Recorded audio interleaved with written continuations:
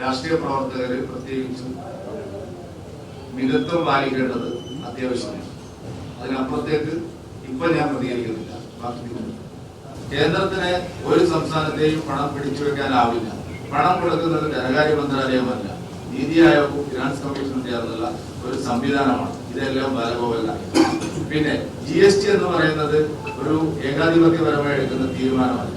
GSTയുടെ എല്ലാ നടപടികളും, GST വന്നതിന് ശേഷമുള്ള എല്ലാ നടപടികളും യുനാനിമസ് ആയിട്ടാണ് ഇതുവരെ. GSTയുടെ ഒരു യോഗവും ഒരു തീരുമാനം പോലും ഏകപക്ഷീയമായി എടുത്ത് ചരിത്രം നിങ്ങൾക്ക് അറിയാതെയാണ്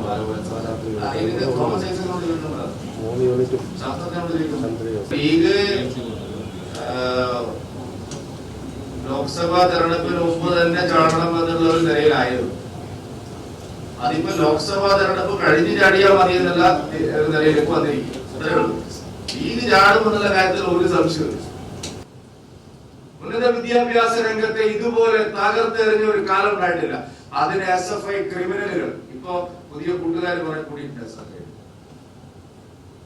എന്തുകൊണ്ടാണ് എനിക്ക് ചോദിക്കാനുള്ളത്? ഇതില് പിന്നെ SFI നേതാക്കളോടല്ല, ഈ കൊടും ക്രിമിനലുകൾ ചെയ്ത നടപടിക്കെതിരെ മുഖ്യമന്ത്രി എന്തുകൊണ്ടാണ് മൗനം പാലിക്കുന്നത്?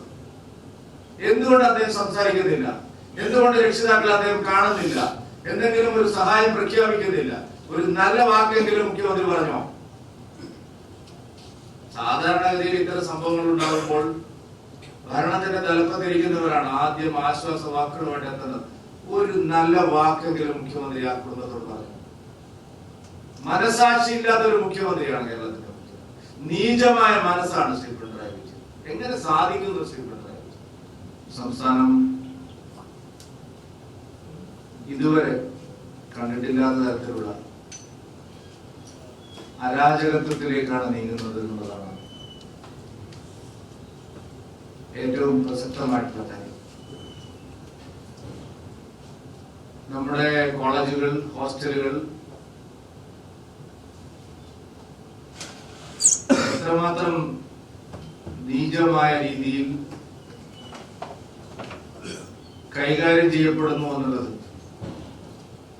ഒരുപക്ഷെ ഇന്ന് ഇന്ത്യയിലെ ഒരു ക്യാമ്പസിലും ഇത്തരം സംഭവങ്ങൾ റിപ്പോർട്ട് ചെയ്യുന്നതായിട്ട് നമ്മൾ വായിക്കുന്നില്ല. SFI എന്ന് പറയുന്ന ഒരു സംഘടന ഇത്രയും മനുഷ്യത്വരഹിതമായി ഒരു പ്രവൃത്തി നടത്തിയിട്ടുണ്ട്. അത് വീണ്ടും തുടരുകയാണ് പലയിടത്തും. ഇന്നലെ കൊയിലാണ്ടി കോളേജിൽ SFI ഇതേ ആക്രമണം ഞങ്ങളുടെ പാർട്ടിയിൽ ചേരാത്തതിന്റെ പേരിൽ വിദ്യാർത്ഥികൾക്കെതിരെ അഴിച്ചുവിട്ടിരിക്കുകയാണ്. സിദ്ധാർത്ഥന്റേത് ദാരുണമായിട്ടുള്ള ഒരു കൊലപാതകമാണ് എന്ന് എല്ലാവർക്കും അറിയാം. പോലീസിന് കൃത്യമായിട്ട് അറിയാം. എന്നാൽ അതൊരു ആത്മഹത്യയാക്കി തെളിവുകൾ മാറ്റാൻ ഉത്തരവാദപ്പെട്ട ആളുകൾ ശ്രമിച്ചു എന്നുള്ളതാണ് അതിന്റെ കുറ്റം വർദ്ധിക്കുന്നത്. ഡീൻ അറിയാമായിരുന്നു ഇതൊരു കൊലയാണ്, ഇതൊരു കൊലപാതകമാണ് നടന്നതെന്ന് കൃത്യമായിട്ട് ഡീൻ അറിഞ്ഞിരുന്നു. പോലീസ് വന്ന് മൃതദേഹം അഴിക്കുന്നതിന് പകരം പോലീസ് എത്തുന്ന മുമ്പേ മൃതദേഹം അഴിച്ചതും പിന്നീട് നടന്ന എല്ലാ സംഭവങ്ങളും കൊലപാതകം തേച്ചു മാറ്റി കളയാനുള്ള ഉത്തരവാദപ്പെട്ടവരുടെ ആസൂത്രിത ശ്രമമാണ്. ഒരു കൊലപാതകം നടന്നില്ല എന്ന് വരുത്തി തീർക്കാനുള്ള ബോധപൂർവമായ ശ്രമമാണ് ഉത്തരവാദപ്പെട്ട ആളുകൾ നടത്തുന്നത്. SFIയുടെ ഉന്നത നേതാക്കൾ, അധ്യാപക സംഘടനയുടെ ഉന്നത നേതാക്കൾ, സർവകലാശാല അധികൃതർ, കോളേജ് അധികൃതർ എല്ലാവരും ഇതിൽ പങ്കാളികളാണ്. ഈ കൊലപാതകം വളരെ ആസൂത്രിതമായി നടത്തിയതാണ്. യാദൃശ്ചികമായി ഉണ്ടായ ഒരു ആൾക്കൂട്ട കൊലപാതകമല്ല. സാധാരണ അങ്ങനെ സംഭവിക്കാറ്. പെട്ടെന്ന് ഒരു സംഭവം ഉണ്ടാവുന്നു, അതിന്റെ പേരിൽ ആളുകൾ ആക്രമിക്കുന്നു, കൊലപ്പെടുന്നു, അങ്ങനത്തെ സംഭവം. ഇത് അങ്ങനെയല്ല. ഇതിന്റെ പിന്നിൽ വളരെ വ്യക്തമായ ഗൂഢാലോചനയുണ്ട്.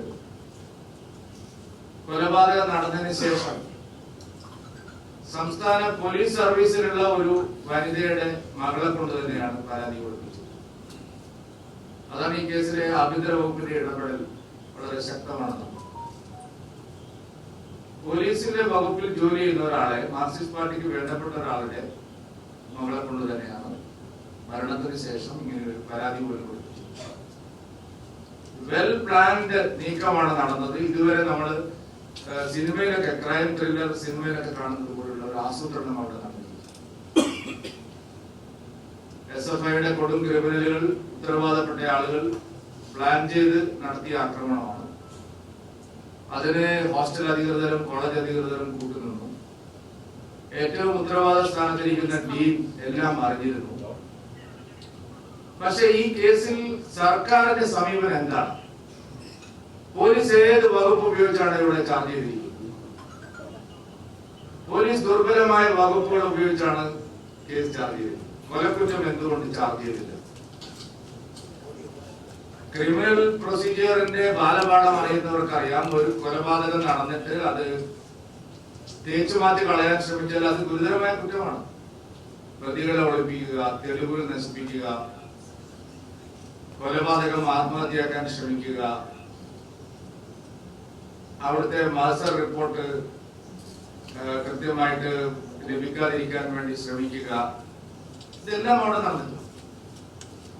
മാത്രമല്ല ഇതിനു വേണ്ടിയിട്ട് പാർട്ടി പരസ്യമായി ഇടപെട്ടിരിക്കും.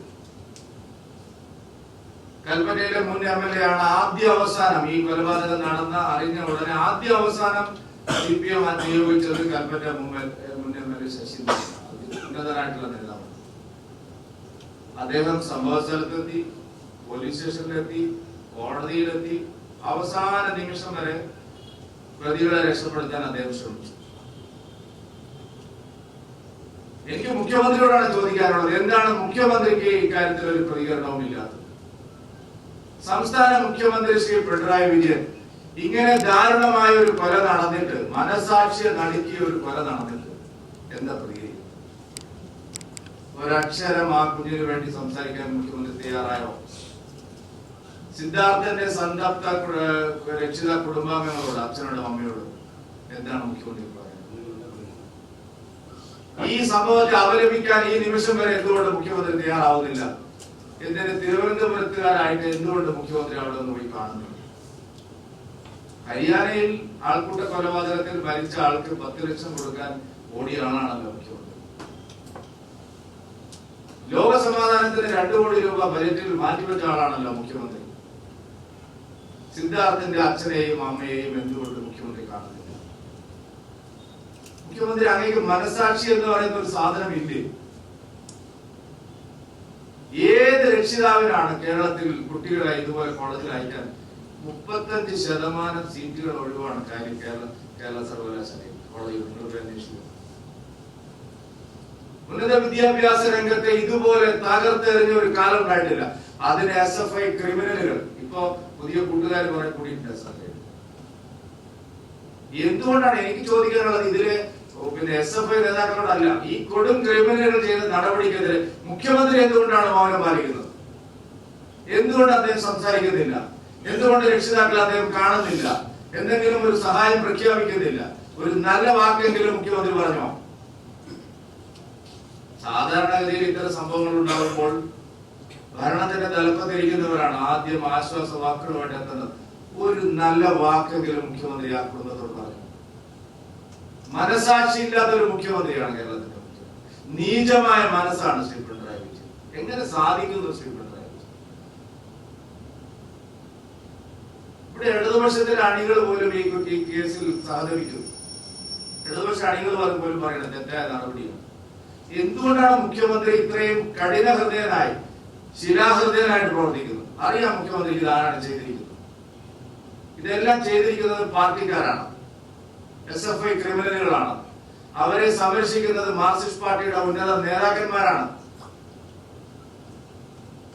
അതുകൊണ്ടാണ് മുഖ്യമന്ത്രി മൗനം പാലിക്കുന്നത്.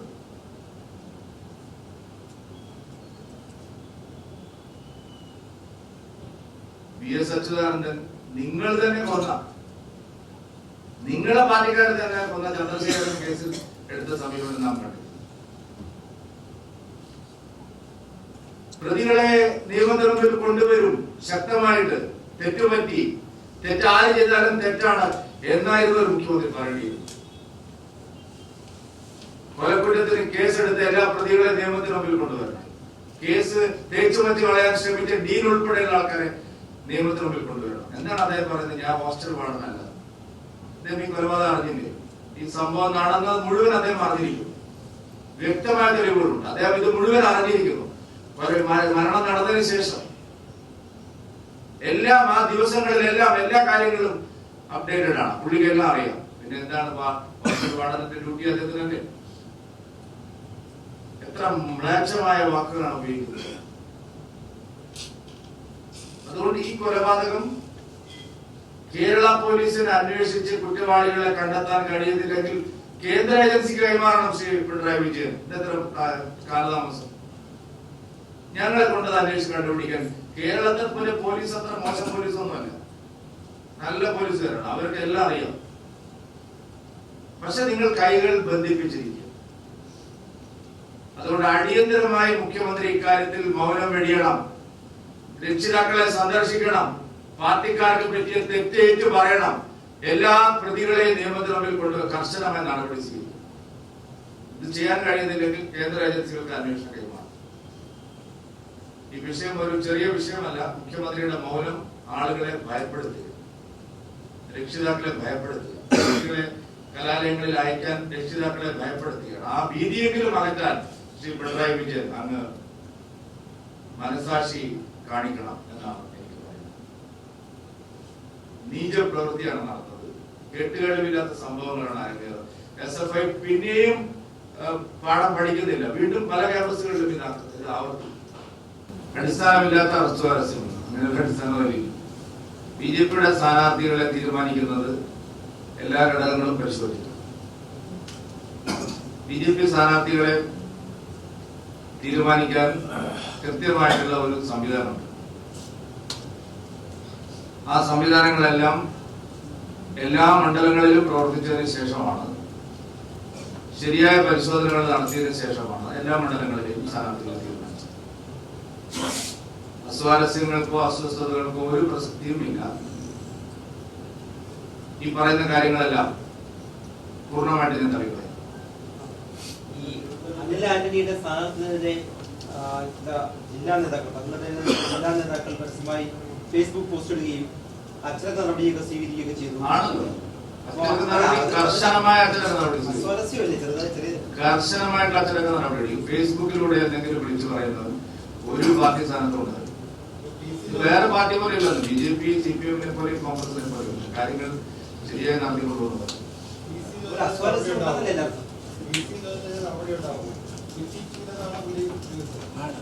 കാത്തിരുന്ന് കാണാം. കാര്യങ്ങള് സംസാരിക്കുന്നതിന്റെ ഭാഷ ഇതൊക്കെ എല്ലാവരും മിതത്വം പാലിക്കുന്നത് നല്ലതാണ്. ഇപ്പൊ ഞാൻ അതേ പറയുന്നു. വാക്കുകൾ ഉപയോഗിക്കുമ്പോൾ രാഷ്ട്രീയ പ്രവർത്തകര് പ്രത്യേകിച്ചും മിതത്വം പാലിക്കേണ്ടത് അത്യാവശ്യമാണ്.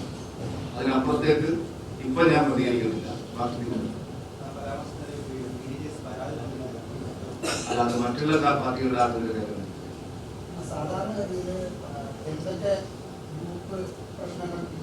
ഗ്രൂപ്പ് പ്രശ്നങ്ങളില്ല. പിന്നെ അത് അങ്ങനെ വളച്ചു കെട്ടിക്കൊണ്ടുവരണ്ട. ഒരു പ്രശ്നമില്ല.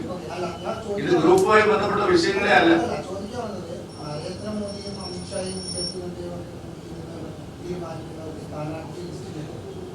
ഇതുവരെ ഏതെങ്കിലും തരത്തിലുള്ള BJP നേതാക്കളിൽ നിന്ന് ഒരു എതിരഭിപ്രായങ്ങൾ അങ്ങനെ അങ്ങനെ കാണാത്തൊരു സംഭവമാണ് ഒരു നാളെ പാർട്ടിയിൽ വന്ന് ഒരാഴ്ച ആയിട്ടുള്ളൂ. പാർട്ടി അതെല്ലാം മനസ്സിലാക്കുന്നു.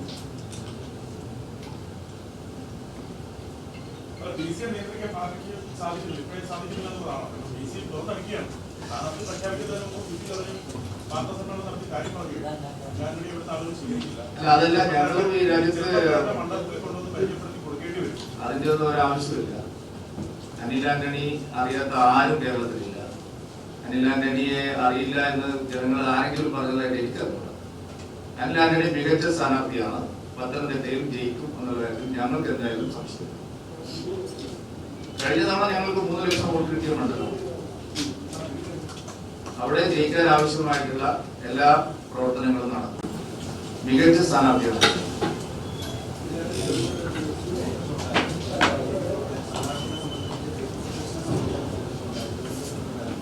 അതൊക്കെ നോക്കിയാൽ ഫേസ്ബുക്കിൽ ആരെങ്കിലും ചൂണ്ടിക്കാണിച്ചാൽ ഞാൻ പറയും അന്വേഷണം. അല്ലാതെ ആരെങ്കിലും ഒരാൾ ഫേസ്ബുക്കിൽ ഇട്ട് തന്നെ എത്രായിരം അക്കൗണ്ടുകളുണ്ട്. നിങ്ങളെല്ലാവരും നോക്കുന്നു. വലിയ വലിയ രാഷ്ട്രീയ ഒരു രാഷ്ട്രീയം മുഖാമുഖത്തിന് വിളിച്ചിട്ട് ഒരു പൊളിറ്റിക്സ്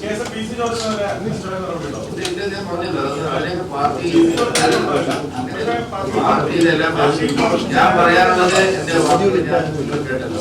പൊതുപ്രവർത്തകരായിട്ടുള്ള ആളുകൾ സംസാരിക്കുമ്പോൾ മിതത്വം പാലിക്കുന്നുണ്ട്. അതുകൊണ്ടാണ് ഞാനും ആ ഒരു മിതത്വം പാലിക്കുന്നത്. അത് ഒരേ വിഷയം തന്നെ എല്ലാ കാലത്തും മുന്നോട്ടുള്ളതാണ് ഈ ക്രിസ്ത്യൻ വിഭാഗത്തിലുള്ള താസ എന്ന സംഘടന. അവരുടെ ഇന്നത്തെ ഫേസ്ബുക്ക് പോസ്റ്റ് PC ജോർജിനെ പത്രത്തിന്റെ സ്ഥാനാർത്ഥിയാക്കിയിട്ടുണ്ട്. ക്രിസ്ത്യാനികളുടെ വോട്ട് തൃശ്ശൂർ സുരേഷ് ഗോപി അടക്കമുള്ള ആളുകൾക്ക് നൽകില്ല. അതായത് PC-നെ എടുത്തു വെച്ചതിന്റെ ഞങ്ങൾ ഈ ചോദ്യം ചോദിക്കാനുള്ള കാരണവും PC ജോർജ് പാർട്ടി വന്നതുകൊണ്ട് ഉണ്ടായതാണ്. ഇത് മൊത്തത്തിലൊരു തലവേദനയാവുന്നുണ്ടോ? നമുക്ക് എന്തിനാണ് നിങ്ങളിങ്ങനെ എഴുതുന്നത് വായിക്കുന്നത്? നമുക്ക് ഞാൻ പറയാനുള്ള ആ വിഷയത്തിൽ പറയാൻ പറ്റുന്ന കാര്യങ്ങൾ വ്യക്തമായി ഞാൻ പറഞ്ഞു. പാർട്ടി ഇതെല്ലാം പരിശോധിക്കും. പാർട്ടി കൃത്യമായ നടപടി ഈ പറഞ്ഞ നേതാക്കൾക്ക് ദക്ഷിണ മോർച്ചയുടെ നേതാക്കൾ വർഷങ്ങളായി പാർട്ടി നേതാക്കൾ അഭിപ്രായം പറഞ്ഞതിലെടുത്തു. PC-ക്ക് വന്നിട്ടുള്ളൂ. നടപടിയെടുത്തത് ആൾക്കാരെന്ന് പറഞ്ഞാൽ വർഷങ്ങളായിട്ട് പാർട്ടിയിലുള്ള ആളായതുകൊണ്ടാണ്.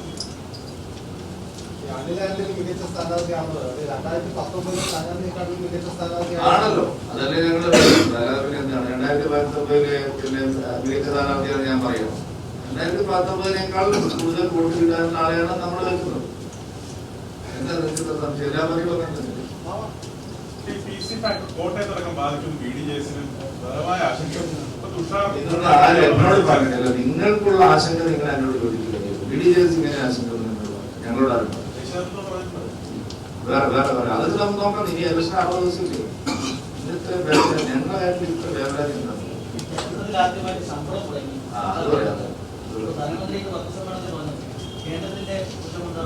അതെങ്ങനെയാണ്? കേന്ദ്രം കണക്ക് കൊടുക്കാതിരുന്നിട്ട് ഇവിടെ കാശ് കൊടുത്തോണ്ടിരിക്കുന്നത്.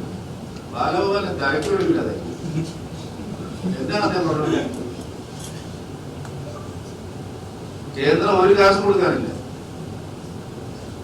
പറഞ്ഞ കാര്യങ്ങളെല്ലാം സുപ്രീം കോടതിയിൽ പോയി പറഞ്ഞിട്ട് എന്ത് വിധിയാണ് കിട്ടിയത്? ഒന്നും കൊടുക്കാനില്ലാതിരുന്നിട്ടും ഒരു കണക്കും തരാതിരുന്നിട്ടും ചോദിച്ചെല്ലാം കൊടുത്തോണ്ടിരിക്കുകയാണ്. ശമ്പളം കൊടുക്കാനാവില്ല. ബാലഗോപാൽ രാജിവെച്ചിട്ട് വേറെ വല്ല പണിക്കും പോകുന്നത്. കേന്ദ്രത്തിൽ ശമ്പളം DA-ക്ക് എത്ര കിട്ടും? എത്രയോ വർധനം. ഒന്നും കൊടുക്കാനില്ല. എല്ലാ കേന്ദ്രമാണെങ്കിൽ എന്തിനാണ് ഒരു സർക്കാർ രാജിവെച്ചിട്ട് പോകണം. ശമ്പളം കൊടുക്കാനില്ലാത്ത ജീവനക്കാരെ അപമാനിക്കുന്ന സർക്കാരിന് തുടരാൻ അവകാശമില്ല. അതാണ് പോയിന്റ്.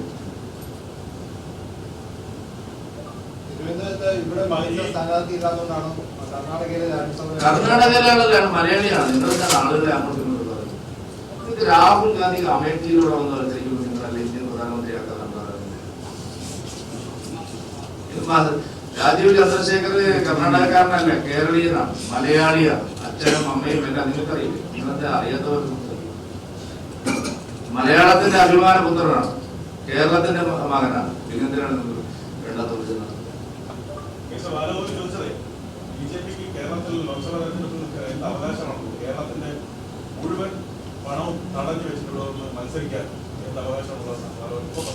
ബാലഗോപാൽ ഞാൻ പറഞ്ഞു അദ്ദേഹത്തിന് തലത്തോളം എന്ന് തോന്നിയിരിക്കുന്നത്. കാരണം ഒരു ധനകാര്യ മന്ത്രി നിങ്ങൾ എന്തുകൊണ്ടാണ് ആ ചോദ്യം തിരിച്ചു ചോദിക്കുന്നത്? സുപ്രീം കോടതിയിൽ അദ്ദേഹം പോയി. കേരളം കോടതി ഒരു വിധിയും പറഞ്ഞില്ല. കേന്ദ്രം എടുക്കാൻ തീരുമാനിക്കും. അപ്പൊ പാൽമണിക്കാൻ ആദ്യം 56,000 കോടി തരാനാണെന്ന് പറഞ്ഞു. പിന്നെ അത് മാറ്റി 4,000 ആക്കി. ഇപ്പൊ കാശെല്ലാം കിട്ടിക്കഴിഞ്ഞ ശേഷം വീണ്ടും പറഞ്ഞുകൊണ്ടിരിക്കും ഒരു കുടിശ്ശികയും കേന്ദ്രത്തിലില്ല. ധനകാര്യമന്ത്രി ആവർത്തിച്ച് തിരുവനന്തപുരത്ത് തന്നെ നിങ്ങൾക്ക് മനസ്സിലാവാത്തത് കൊണ്ട്, പാർലമെന്റിൽ പറഞ്ഞത് നിങ്ങൾ ഗൗനിക്കാത്തത് കൊണ്ട് നിങ്ങളെ മുമ്പിൽ തന്നെ വന്ന ധനകാര്യമന്ത്രി പറഞ്ഞു ഒരു മറുപടിയും ബാലഗോപാലിന്. പിന്നെ മത്സരിക്കാൻ അവകാശമുണ്ടോ ഇല്ലയോ എന്നൊക്കെ തീരുമാനിക്കാൻ ബാലഗോപാലാണ്. കേരളത്തിലെ ജനങ്ങളെ ഇതുപോലെ കഷ്ടത്തിലാക്കിയിട്ട് മന്ത്രിയായിരിക്കാൻ ആൾക്ക് അവകാശം ഉണ്ടെന്നാണ് ഞങ്ങൾ ചോദിക്കുന്നത്. സുപ്രീം കോടതി പറഞ്ഞതിന് ശേഷം കേന്ദ്രം കേരളവുമായി വന്നല്ലോ. എന്തിനു കേരളം ബില്ലിംഗ് ആയില്ലല്ലോ. ആ കേസ് പിൻവലിക്കാണെങ്കിൽ പൈസ തരാത്തല്ലേ കേന്ദ്രം പറഞ്ഞത്? അല്ലാതെ സുപ്രീം കോടതി എന്താണ് പറഞ്ഞത്? സംസാരിക്കുക. എന്താ സംസാരിക്കാനുള്ളത്? കടലാസിൽ എഴുതി കൊടുത്ത് 50,000 കോടി തരാണ്ടെന്ന് പറഞ്ഞ് കൊടുക്കാറുള്ളതാണ്. കേരളത്തിൽ ഒന്നും പറയാനില്ല. കേരളത്തിന്റെ വാദങ്ങളെല്ലാം നിരർത്ഥകമായിരുന്നു. കേന്ദ്രത്തിന് ഒരു സംസ്ഥാനത്തെയും പണം പിടിച്ചു വെക്കാനാവില്ല. പണം കൊടുക്കുന്നത് ധനകാര്യ മന്ത്രാലയമല്ല, നീതി ആയോഗവും ഫിനാൻസ് കമ്മീഷനും ചേർന്നുള്ള ഒരു സംവിധാനമാണ്. ഇതെല്ലാം ബാലഗോപാലിനാണ്. പിന്നെ GST എന്ന് പറയുന്നത് ഒരു ഏകാധിപത്യപരമായി എടുക്കുന്ന തീരുമാനമല്ല. GSTയുടെ എല്ലാ നടപടികളും, GST വന്നതിന് ശേഷമുള്ള എല്ലാ നടപടികളും യുനാനിമസ് ആയിട്ടാണ് ഇത്. GSTയുടെ ഒരു യോഗവും ഒരു തീരുമാനം പോലും ഏകപക്ഷീയമായി എടുത്ത് ചരിത്രം ഇതൊക്കെ അറിയാതെയാണ് ബാലഗോപാൽ തോമസ് ഐസക്കിനോട് ചോദിക്കുന്നത്.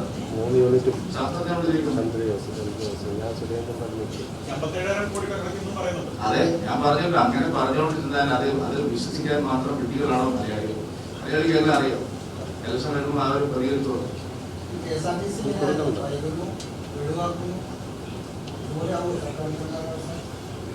എന്താ സംശയം? ജീവനിക്കാരൊന്നും കാണുന്നില്ല. അവരുടെ സമരത്തിനിറങ്ങിയ ആൾക്കാർ, അതെ, സമരത്തിനിറങ്ങിയ ആൾക്കാർക്ക് രാജ്ഭവൻ തടയാൻ പോയവരല്ലേ? ശമ്പളം കിട്ടാത്തല്ലേ? ഇനിയിപ്പോ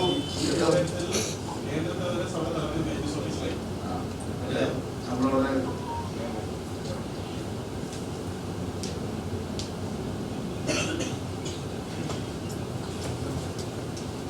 ഈ വിഷയം അഡ്രസ് ചെയ്യാത്ത ഈ കോഴിക്കോടത്തെ പാർട്ടി ഓഫീസിൽ ഒരു പഴയ നേതാവിനെ വിളിച്ച് കൈ നലിച്ചതിന്റെ കേസ് ഫേസ്ബുക്കിൽ പോസ്റ്റ് സായി പ്രശാന്ത് നേതാക്കൾ പറയുന്ന 4 വർഷം മുമ്പ് പുറത്താക്കിയത്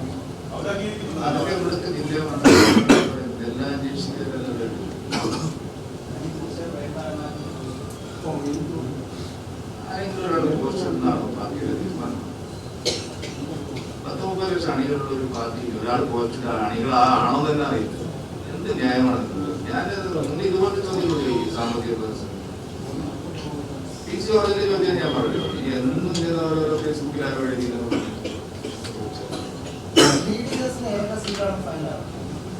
ഫൈനൽ പ്രപ്പോസൽ ഞങ്ങൾ പറഞ്ഞിട്ടുണ്ട്. 2 ദിവസം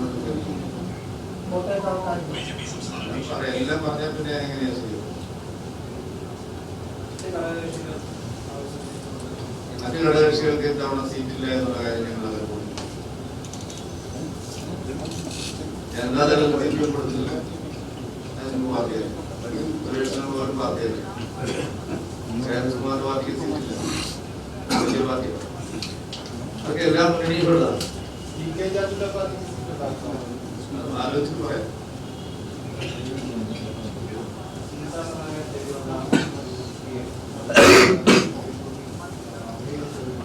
സുരേഷ് ഗോപിക്കെതിരെ ഈ പണി തുടങ്ങിയിട്ട് എത്ര കാലമായി? സുരേഷ് ഗോപി അവിടെ മത്സരിക്കാൻ വരുന്നു എന്ന് പറയുമ്പോൾ തുടങ്ങിയത് തന്നെ പണിയല്ല. അതൊക്കെ അവിടുത്തെ ജനങ്ങൾ വിലയിരുത്തി പോകും. അസലായിട്ട് അവർക്ക് അറിയാം സുരേഷ് ഗോപി ആരാണ്, ബാക്കിയുള്ള ആൾക്കാരാണ്. ഈ ലീഗ് CPM ബന്ധത്തിന്റെ ഒരു ആഴമാണോ ഈ മുസ്ലിം ലീഗിന്റെ സ്ഥാനാർത്ഥികൾ അങ്ങോട്ടും ഇങ്ങോട്ടും മാറ്റി തീരുമാനിക്കുന്നത്? ഞാനത് നേരത്തെ പറഞ്ഞല്ലോ, ലീഗ് ലോക്സഭാ തെരഞ്ഞെടുപ്പിന് മുമ്പ് തന്നെ ചാടണം എന്നുള്ള ഒരു നിലയിലായിരുന്നു. അതിപ്പോ ലോക്സഭാ തെരഞ്ഞെടുപ്പ് കഴിഞ്ഞ് ചാടിയാൽ മതി എന്നുള്ള ഒരു നിലയിലേക്ക് വന്നിരിക്കും. അത്രേ ഉള്ളൂ. ലീഗ് ചാടും എന്നുള്ള കാര്യത്തിൽ ഒരു സംശയമില്ല. ലീഗ് ചാടാനായി തന്നെ ഇരിക്കും.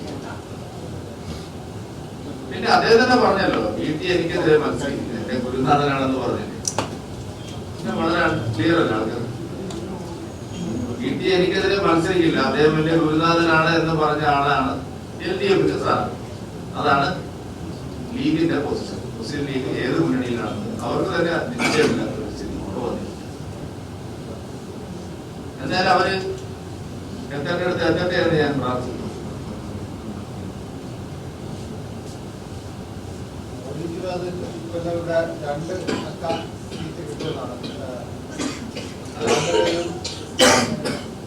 പ്രധാനമന്ത്രി പറഞ്ഞത് ഇതിനെപ്പറ്റി ഞാൻ എന്താണ് പറയുന്നത്? പ്രധാനമന്ത്രി പറയുന്നതാണ് അന്തിമമായി.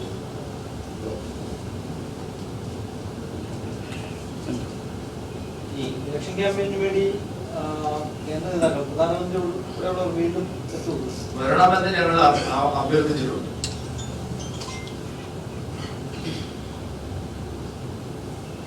മുതിർന്ന നേതാക്കൾ ചില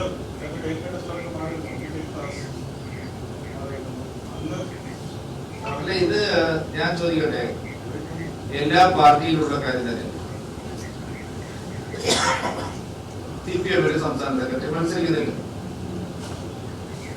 ഇതൊക്കെ പാർട്ടി അവരവരുടെ ഇന്റേണലി നടത്തുന്ന ചില ധാരണകളാണ്. ആരൊക്കെ മത്സരിക്കണം, ആരൊക്കെ പാർട്ടി ഇലക്ഷൻ ക്യാമ്പയിൻ ഉണ്ടല്ലോ. അപ്പൊ മുതിർന്ന നേതാക്കളിൽ ആരൊക്കെ മത്സരിക്കണം, ആരൊക്കെ മറ്റു പ്രചാരണങ്ങൾക്ക് നേതൃത്വം നൽകണം, ഇതെല്ലാം ഞങ്ങള് പാർട്ടി തീരുമാനിച്ച കാര്യമാണ്. അതിനിടയിൽ നിങ്ങൾ കുറെ പേരുകൾ കൊടുത്തു, അയാൾ ഇന്നാൾ എവിടെയായിരിക്കും, അദ്ദേഹം എവിടെയായിരിക്കും, അതൊക്കെ തെറ്റിപ്പോയതിലുള്ള ഒരു നിരാശയാണ് നിങ്ങൾ. ഇതൊക്കെ ഞങ്ങൾ വേറെ പ്ലാൻഡ് ആണ്. നേരത്തെ തന്നെ 1 വർഷം മുമ്പ് തന്നെ ഞങ്ങൾ ഈ കാര്യങ്ങളിലെല്ലാം ഒരു ഏകദേശ ധാരണ എത്തി. അതുകൊണ്ടാണ് ഈ ചില അസ്വാരസ്യങ്ങൾ എന്നൊക്കെ നിങ്ങൾ പറയുന്നതിന്റെ കാരണം. ഏതാണ്ട് 1 വർഷം മുമ്പ് തന്നെ ആരൊക്കെ മത്സരിക്കണം, ആരൊക്കെ മത്സരിക്കേണ്ടതില്ല എന്നതിനെ സംബന്ധിച്ചുള്ള ആലോചനകൾ ഞങ്ങളെ പാർട്ടിക്ക് നടന്നിട്ടുണ്ട്. അപ്പൊ അതനുസരിച്ച് കാര്യങ്ങൾ നടക്കും. പെട്ടെന്ന് വരുന്ന സംഭവത്തിന്റെ പേരിലല്ല കാര്യങ്ങൾ. അത് അവിടുത്തെ പല ഘടകങ്ങളുണ്ട്. ഞങ്ങളെല്ലാം ശരിയായി പരിശോധിച്ചിട്ട് വിജയ സാധ്യതകൾ പരിശോധിക്കണം. ഇത്തവണ ആലപ്പുഴയിൽ അത്ഭുതകരമായിട്ടുള്ള മുന്നേറ്റം. 2 മുന്നണികളോട് നിങ്ങൾ ചോദിക്കും, നിങ്ങൾക്ക് ജയിച്ചു കയറാൻ കഴിയുന്ന ഒരു മണ്ഡലമായി. കഴിഞ്ഞ തവണ തന്നെ ഏതാണ്ട് 1.87 വോട്ട് അവിടെ നിങ്ങൾക്ക് 1,87,000 വോട്ട് ആലപ്പുഴ ലോക്സഭയിൽ. അതുകൊണ്ടാണ് ഞങ്ങൾ ശോഭസ്ഥലത്ത് അവിടെ ഏറ്റെടുക്കുമല്ലോ. അവരുടെ നിങ്ങളെ ഓരോന്നും പറയുവാണ്. ആ വെല്ലുവിളി അവർ ഏറ്റെടുത്തു. പാർട്ടി തീരുമാനമാണ്. അവര് അവിടെ ആലപ്പുഴയ്ക്ക് ഇത്തവണ ഞങ്ങൾ ചെയ്യും, ഒരു സംശയം. കഴിഞ്ഞ തവണ MLA-മാരൊക്കെ മത്സരിക്കാൻ ഇറങ്ങിയ സമയത്ത് സാമ്പത്തിക പ്രതിസന്ധിയാണ്, സാമ്പത്തികമാണെന്നൊക്കെ പറഞ്ഞ CPM തന്നെ ഇപ്രാവശ്യം മന്ത്രിമാരെ MLA-മാരെയൊക്കെ മത്സര രംഗത്തേക്ക് ഇറക്കിയിരിക്കുകയാണ്. കേസ് CPM-ന് ഇതൊരു കാര്യം മനസ്സിലായി. ഇപ്പോ വേറെ വഴിയില്ല, ജീവൻ മരണ പോരാട്ടമാണ് എന്നൊക്കെയാണ് അവർ വിചാരിക്കുന്നത്. പക്ഷെ അവരുടെ പ്രതിച്ഛായ എന്താണെന്ന് അവർ ശരിക്കും വിലയിരുത്തുന്നില്ല. എങ്ങനെ ഞങ്ങൾ ഈ സർക്കാരിനോട് ഇത്രയും മോശം പ്രതിച്ഛായ LDF സർക്കാർ അതുകൊണ്ട് ഇനി എന്ത് അഭ്യസം കാണിച്ചിട്ട് കാര്യം? ഇത് ചിലരെയൊക്കെ ഒതുക്കാൻ വേണ്ടിയിട്ടാണ്.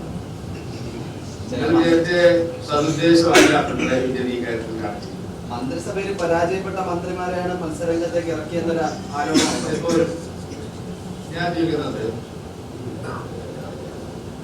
ഒരു പട്ടികജാതിക്കാരനല്ലോ അല്ലെ, അയാളെയാണ് പിടിച്ചിട്ട് ലോക്സഭയിലേക്ക് അയക്കാൻ നോക്കുന്നത്.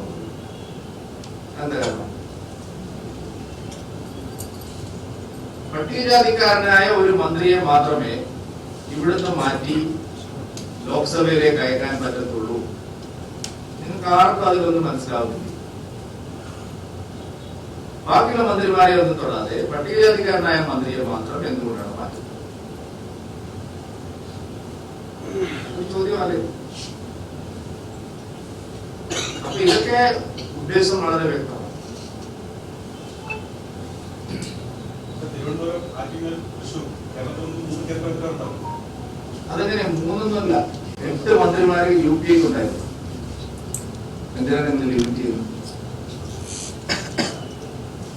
UP ഭരിക്കുമ്പോൾ 8 മന്ത്രിമാരുണ്ട്, അവരൊന്നും ചെയ്തില്ലെന്നുള്ളത് വേറെ കാര്യം. അതിനേക്കാൾ കൂടുതൽ മന്ത്രിമാരെ ഇത്തവണ ലഭിക്കാൻ ആവശ്യമായ സീറ്റുകൾ ഞങ്ങൾ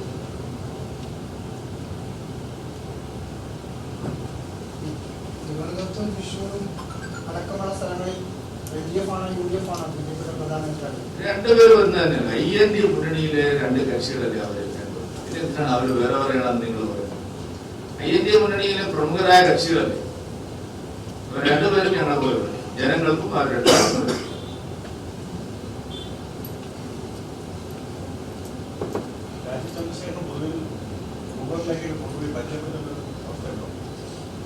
നിങ്ങൾ ബിസി പറഞ്ഞു. രാജീവ് ചന്ദ്രശേഖരനെ കേന്ദ്രമന്ത്രി എന്നുള്ള നിലയിൽ എല്ലാവരും അറിയുന്നതാണ്. പൊതുപ്രവർത്തനത്തിൽ എല്ലാവരും അറിയുന്നത്. രാജീവ് ചന്ദ്രശേഖരനെ കേരളത്തിൽ കണ്ണ് തുറന്ന് കാണാൻ കഴിയുന്ന എല്ലാവരും അറിയണം. നിങ്ങൾ ഈ മുനവെച്ചുള്ള ചോദ്യങ്ങൾ ചോദിച്ചു ഇതൊന്നും ആളുകൾ വിശ്വസിക്കില്ല. ആളുകൾക്ക് അദ്ദേഹത്തെ ശരിയാക്കും. ദീർഘകാലമായി പാർട്ടി പ്രവർത്തനത്തിലോ പൊതുരംഗത്തോ സജീവമല്ലായിരുന്ന ഒരാളെ വീണ്ടും പാർട്ടിയുടെ സ്ഥാനാർത്ഥിയാക്കി LDF കൊണ്ടുവന്നത് ഈ കോൺഗ്രസിനെ സഹായിക്കാനാണ് എന്ന് തോന്നുന്നുണ്ടോ? ഞാനതാ ചോദിക്കുന്നത്. പന്ന്യൻ ഇപ്പോൾ വളരെ അന്യനായി മാറിയിരിക്കണം. അദ്ദേഹം ഇല്ലല്ലോ. നിങ്ങൾ പന്ന്യൻ രവീന്ദ്രനെയാണ് ചോദിച്ചാൽ ഇപ്പൊ ആൾക്കാർ പറയുന്നത് അദ്ദേഹം ഒരു അന്യനായി മാറി ഇവിടെ ഇല്ലെന്നാണ്. രാഷ്ട്രീയത്തിലേ ഇല്ല.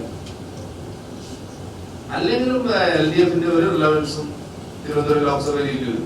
കഴിഞ്ഞ 3 തെരഞ്ഞെടുപ്പുകളിലായിട്ട് LDF പ്രസക്തമല്ലാത്ത ഒരു മണ്ഡലമാണ്. അത് അണ്ടർസ്റ്റുഡാണ്.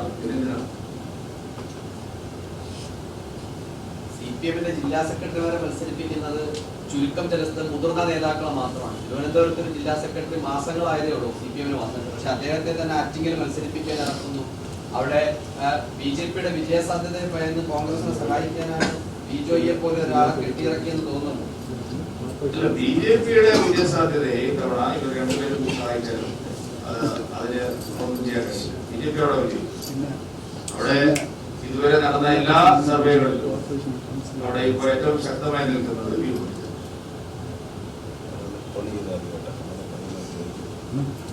ഓക്കെ.